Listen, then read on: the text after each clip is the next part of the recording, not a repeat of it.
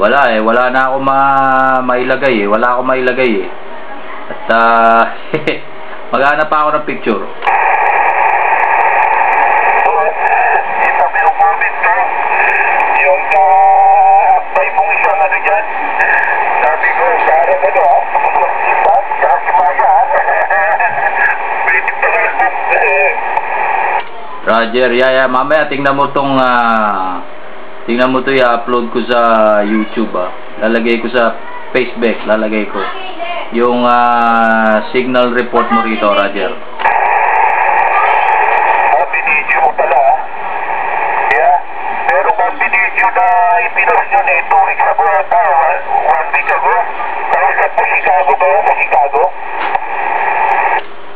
Yung ano 303, yeah, siya nag-video nun eh. Lakas daw ng dating ko doon, Roger. Oh yeah, tama siya nag-video dahil iba yung radyo eh. Iba yung radyo na pinakita ron, hindi yung radyo mo eh. Yeah. Oh, yung isang kasama natin dito, nakakuha ng rakagay ng radyo mo. Yung 5970 ba yun? Ranger?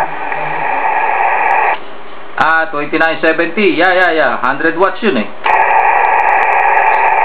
Roger, yeah. 2970. Hindi lang 100 watts yun. May 175 pa tayong sinabi sa akin eh. Sa money. Pero pa rin tayo na kayo.